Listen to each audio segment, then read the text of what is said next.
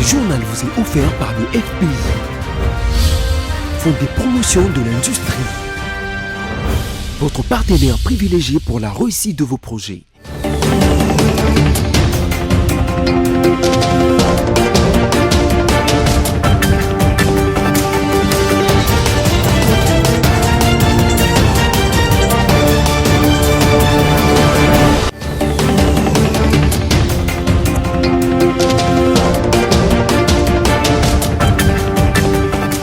Bienvenue à tous à ce nouveau numéro du journal sur BSC TV. En voici l'essentiel de titres.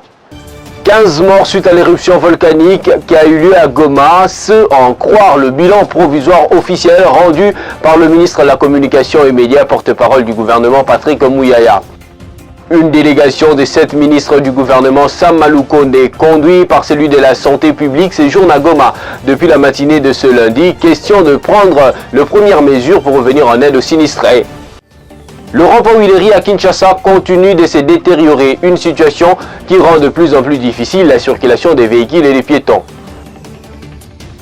C'en est tout pour les titres, place au développement. 15 morts, plusieurs blessés et des dégâts matériels ont été enregistrés après l'éruption volcanique du week-end dernier dans la ville de Goma. Nous sommes bien sûr dans la province du Nord Kivu. 17 villages ont été touchés par cette catastrophe naturelle. Le porte-parole du gouvernement qui a livré cette information dimanche dans la soirée au cours d'une conférence de presse. Il parle ici du bilan provisoire. Suivez-les. Le bilan provisoire fait état d'à peu près 15 morts, dont 9 de suite d'un accident de circulation lorsque les populations étaient en cours d'évacuation vers Saké, 4 prisonniers qui ont tenté d'échapper à la prison de Munzenze ont été rattrapés et ça s'est terminé par la mort de 4, et 2 autres personnes calcinées ce matin. Juste avant de commencer cette conférence, nous avions appris qu'une dame qui venait d'accoucher de 2 jumeaux a perdu ses 2 nourrissons. À côté de ces bilans humains, plusieurs blessés ont aussi été dénombrés. 17 villages, dont Bouéné, Katoï et Majengo, ont été touchés par cette coulée de lave, détruisant à son passage des habitations et des infrastructures. 3 structures de santé, une école primaire, un abattoir, des canalisations d'eau ont été également affectés. Bien plus, il a été signalé que la route de Rutshuru a été endommagée, avec comme conséquence la coupure de Goma de son grenier en denrées alimentaires. Plusieurs maisons ont été consumées et englouties par les laves dans les quartiers de Boutaré et de Bouéné. Beaucoup de pertes de biens et de marchandises pour le petit commerce dans plusieurs quartiers. Quelques actes de pillage ont été également signalés. Ligne électrique de la Société congolaise de distribution d'eau et d'électricité, principale source d'électricité de Goma, coupée. Restons toujours dans le même contexte, mesdames, messieurs. Éruption à Nyiragongo, la RTNC devra être modernisée parce que aujourd'hui, informer, ce n'est plus seulement la radio et la télévision. Il est question qu'on arrime notre média public sur les créneaux de l'évolution des nouvelles technologies. On écoute encore une fois de plus Patrick Mouyaya Katembwe. En parlant de l'information publique, vous avez parlé de la RTNC. Moi, comme vous hier, nous avons suivi et nous avons été sous le choc de voir que le média public n'a pas donné l'espace qu'il fallait à ce qui se passait à Goma. Nous allons tirer les conséquences qui s'imposent parce que même si le journaliste fonctionne de manière indépendante, mais il est important qu'en de moments comme ceux-ci, que l'on tienne compte de ce contexte. Et sur ces questions, nous serons très fermes dès demain pour que ce qui concerne la survie de nos compatriotes vienne au-dessus de tout. Je l'ai dit lorsque nous présentions nos programmes, nos idées, que la RTNC devra être modernisée. Parce qu'aujourd'hui, informer, ce n'est plus seulement la radio et la télévision. Nous nous informons plus sur les réseaux sociaux, Twitter. Il est question qu'on arrive notre média public sur le créneau de l'évolution des nouvelles technologies aux côtés des médias. Et donc, ce matin, j'ai commencé ma journée ici à 8 h du matin parce qu'il était important que les populations qui sont dans les autres provinces du pays comprennent que le gouvernement suit la question de près pour les informer et donc de manière étroite avec la direction générale du média public, nous allons travailler pour que la chaîne nationale soit la première à toute heure qui sera en mesure de communiquer, de bien communiquer. Ici, je m'adresse aussi aux journalistes de la RTNC qui sont professionnels. Il faut que dès demain, que l'on sente qui sont professionnels et qui peuvent faire le travail pour lequel la République se mobilise pour eux. Et puis, 7 ministres du gouvernement, Sama Lukonde, sont arrivés dans la ville de Goma, chef-lieu de la province du Nord Kivu, ce lundi 24 mai 2021 dans la matinée en provenance de Kinshasa via Kigali au Rwanda.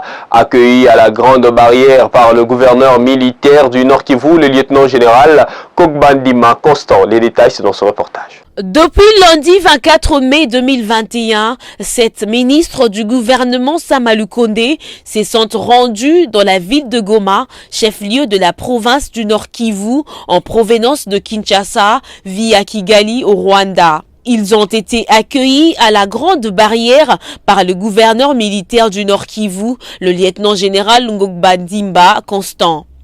Le docteur Jean-Jacques Mbanda Mbungani, ministre de la Santé publique et le chef de cette délégation, affirme qu'ils auront des échanges avec les autorités provinciales en vue de solutions humanitaires rapides pour les populations touchées par l'éruption du Nyiragongo. Cette délégation est composée notamment du ministre de l'Industrie Julien Paluku, du ministre de l'Enseignement supérieur et universitaire Mohindo Nzangi, du ministre de la Défense de la solidarité nationale, de la recherche scientifique, de l'agriculture et de l'intégration régionale. Notez que l'éruption du volcan Nyiragongo est déclarée la soirée du mardi 22 mai 2021.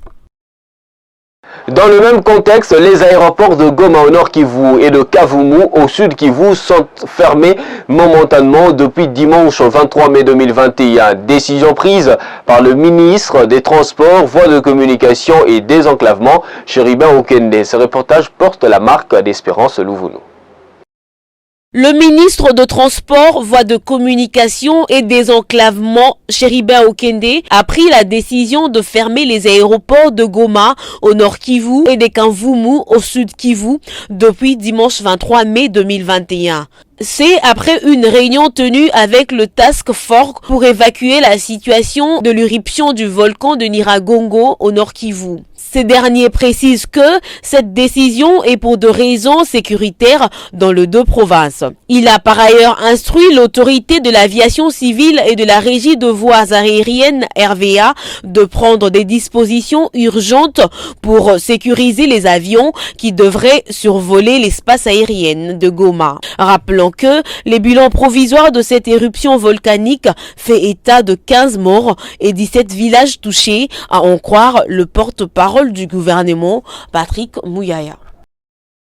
D'une province à une autre, le lieutenant-général Johnny Luboya, gouverneur de l'Ituri, a, en dépit des opérations militaires qu'il mène avec la dernière énergie, échangé le week-end dernier avec les agents et cadres de l'administration publique de sa province. Images et commentaires. En plus des opérations militaires qu'il mène avec doigt sur terrain, le gouverneur de la province de l'Ituri, le lieutenant-général Johnny Luboya Kachama, gère au quotidien les autres affaires de la province. La mobilisation de recettes et la lutte contre la fraude fiscale et douanière en cette période où la province a besoin de moyens de sa politique est plus qu'une nécessité. La réunion entre l'autorité provinciale et les agents et cadres de l'administration publique a tourné autour de cette question. Vous avez parlé des impôts, droits, taxes et redevances de la DGFI. Aussi, nous avons des difficultés et nous apporter des solutions les plus idoines. La difficulté avec nos partenaires, je cite la FEC, FENAPEC, COPEMECO et j'en passe.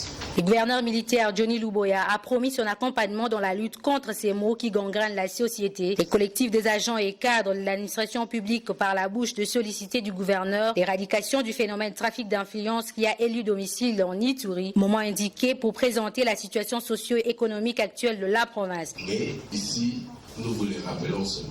C'est en ce qui concerne les fonctionnaires, c'est la rigueur. Vous avez compris que nous avons de très grands pouvoirs. Peut-être au niveau de la punition où ça sera très dur. Mais malheureusement, le terrain que nous connaissons au niveau de la psychologie, la philosophie des populations en temps de paix et de guerre, mais au moins nous allons montrer à cette population que nous nous sommes débarrassés des anciennes habitudes. Il faut toujours commencer. Il faut un départ, un nouveau départ de collaboration avec le gouverneur que je suis, avec le gouverneur qui viendra. La stabilité économique ne rime pas avec les bruits de bottes. Les gouverneurs militaires de l'Ituri l'ont compris. Voilà pourquoi l'autorité provinciale multiplie de réunions de prise de contact avec différentes couches sociales de la population.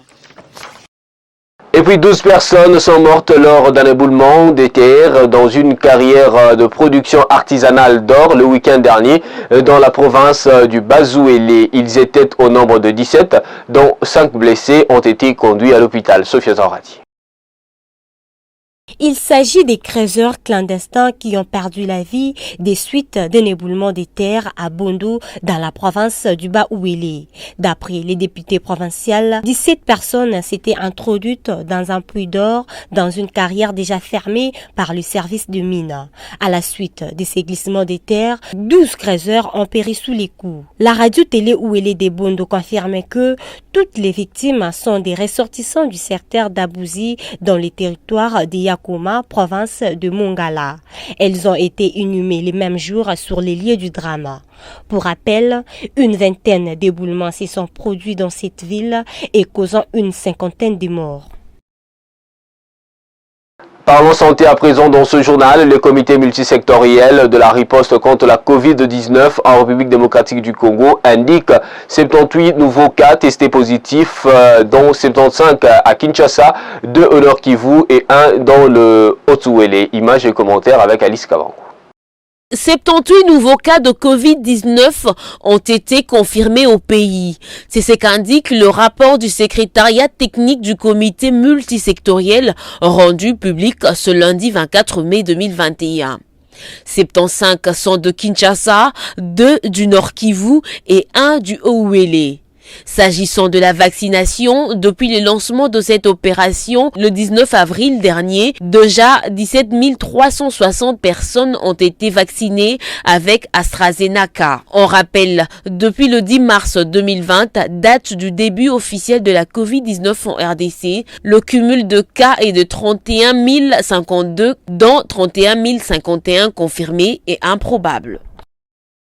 Revenons à Kinshasa, mesdames, messieurs. Les forces politiques et sociales alliées de l'Union pour la démocratie et le progrès social ont enregistré un nouveau parti politique en son sein après la signature de la charte par maître Rikiz Ndembe, président du parti politique Mon Pays. C'était au siège de cette famille politique. Nous sommes dans la commune de Kassavubu. Merveille Bavabibay et Orlikaz étaient de la partie. C'était sous les acclamations des présidents et représentants de partis politiques, associations, organisations non gouvernementales, membres des forces politiques et sociales alliées à l'Union pour la démocratie et le progrès social UDPS, FPAI en sigle, tous réunis autour de son coordonnateur national, Laurent Batoumona, qu'un exemplaire de la charte d'adhésion a été remis au président du parti politique Mon Pays, maître Rikiz Ndembe.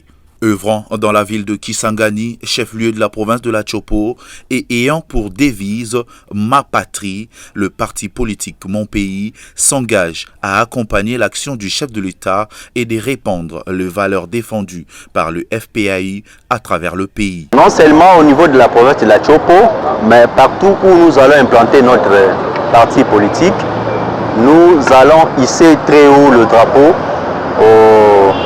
du FPAI. Le président de la République est issu d'un parti politique où on prime le peuple, disons le peuple d'abord. Non, nous aussi, Mon Pays, vous-même dans l'intitulé, c'est le parti patriotique, Mon Pays. Donc, nous mettons l'homme au centre de nos actions. Nous ne sommes pas seulement au service du chef de l'État, mais au service de toute une population congolaise qui attend du chef de l'État quelque chose. Avec l'avènement du gouvernement de l'Union sacrée, la population attend de grandes choses auprès du chef de l'État et de son gouvernement. C'est pour cela, nous, en tant qu'acteurs politiques, en tant que ses alliés, nous devons que les soutenir. Le coordonnateur national du FPAU et député provincial, Laurent Batoumona, a placé cette adhésion sous un symbole de joie avant de rappeler le défi à relever dans la mission de cette plateforme politique à l'intérieur du pays. Sommes-nous dans la joie, c'est parce que nous venons d'accueillir un nouvel adhérent, pas le moins d'un grand adhérent, qui vient de très loin, qui vient de la province de Chopo. Je lui ai souhaité bonne chance, non seulement, aussi beaucoup de succès, pour que les flambeaux, les FPA, les chapeaux qu'il vient de porter, le drapeau qui est hissé devant nos portails ici, soit toujours élevé, que ça puisse aller au-delà. Donc il a comme mission, non seulement dans la grande province orientale, mais dans tous les coins du pays, où son parti est présent, qu'il puisse aussi faire rayonner les idéaux des forces politiques alliées de l'UDPS. Et là où les autres partis sont aussi, qu'ils puissent travailler en communion d'esprit, en communion des idées, en communion matérielle, en communion des ressources humaines, pour que les écoles de FPA puissent résonner. Parce que notre vision, c'est l'application de la vision du chef de l'État, Félix-Antoine Tshisekedi Tshilombo, le peuple d'abord. Et c'est dans une ambiance de convivialité que s'est bouclée la première partie de cette matinée politique au siège social des forces politiques et sociales alliées de l'UDPS. Parlons société à présent dans ce journal. Après la pluie vient les beaux temps, dit-on, mais cela n'est point d'application à Kinshasa, capitale de la République démocratique du Congo, où après la pluie, c'est les très mauvais temps. Cependant, sur l'avenue des Huileries, il est difficile de rouler ou de marcher à pied, des flaques d'eau partout comme des lacs. Merci Smenguila a fait les constats. Pendant la saison de pluie, on assiste à des inondations qui rendent très difficile la circulation. C'est le cas de l'avenue des Huileries qui sépare les communes de Kinshasa et Lingwala au croisement Kabambare. Ici, tout est envahi par les eaux. Les véhicules s'effrayent un passage à travers ces nids de poules, un parcours d'un combattant. Il faut faire 2 minutes pour qu'un véhicule se débrouille petit à petit pour passer. Autre problématique, c'est celle des caniveaux bouchés. Des nids de poules empêchent l'évacuation des eaux de pluie. Cet état de route occasionne la stagnation des eaux. Cependant, les autorités provinciales et locales sont appelées à répondre aux cris d'alarme de la population de ces coins. Mais aussi, les Quinois devraient à leur tour entretenir régulièrement les caniveaux qui aujourd'hui servent de dépotoirs pour faciliter le passage des eaux qui peuvent être à la base de la destruction des routes. Et puis, c'est comme si l'autorité urbaine était aveugle quant à l'état délabré du croisement des avenues Kimwenza et Victoire. Nous sommes dans la commune de Kalamou. Des trous, des flaques d'eau, toutes les conditions sont réunies pour rendre difficile la circulation des véhicules, motos ainsi que de piétons. Images et commentaires.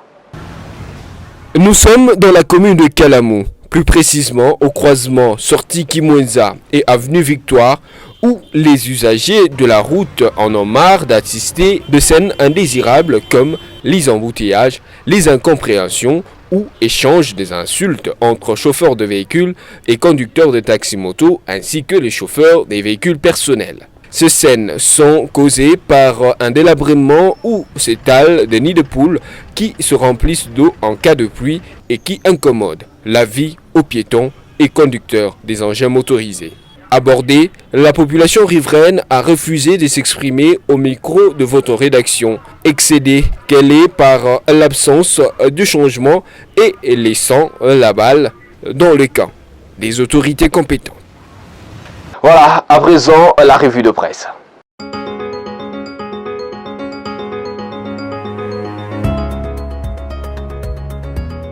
Bienvenue à la revue de presse de ce jour, mesdames, messieurs. Commençons par ce titre de l'agence congolaise de presse.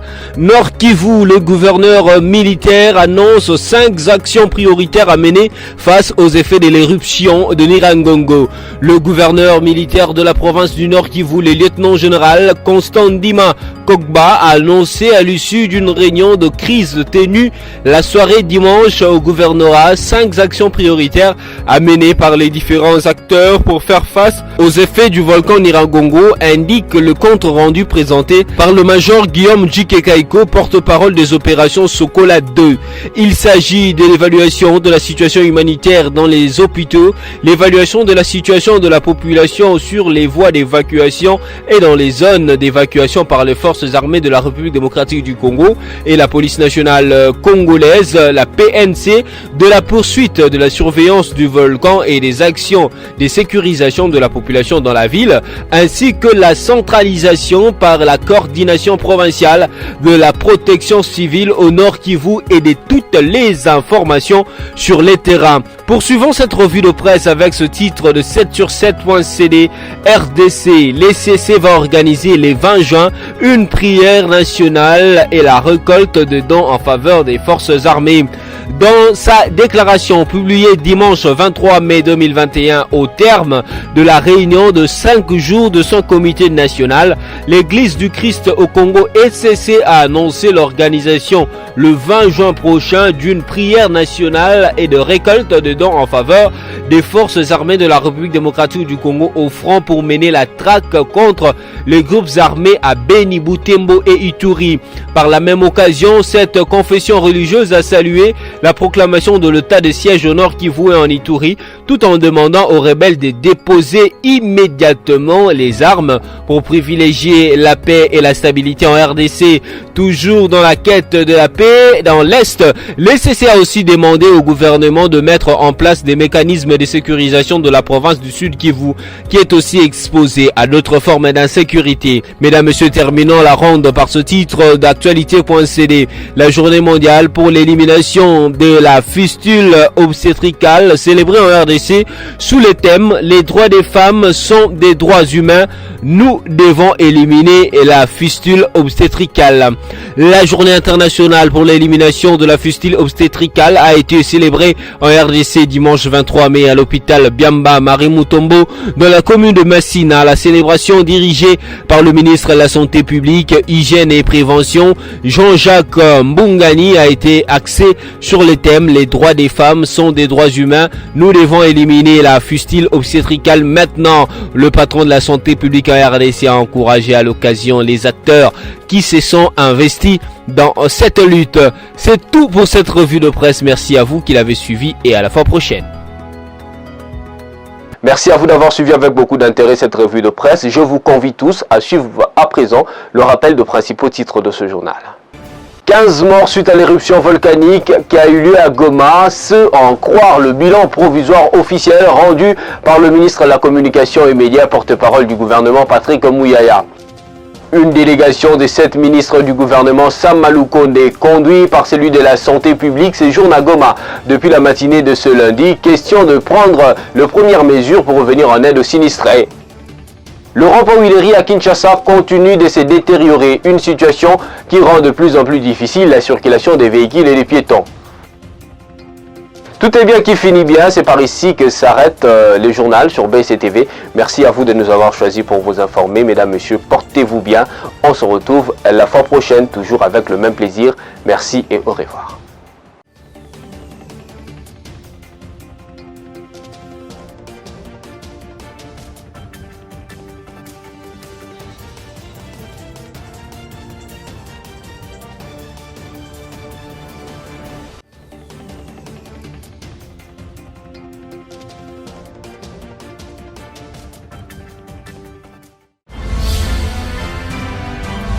Ce journal vous a été offert par le FPI, Fonds des promotions de l'industrie, votre partenaire privilégié pour la réussite de vos projets.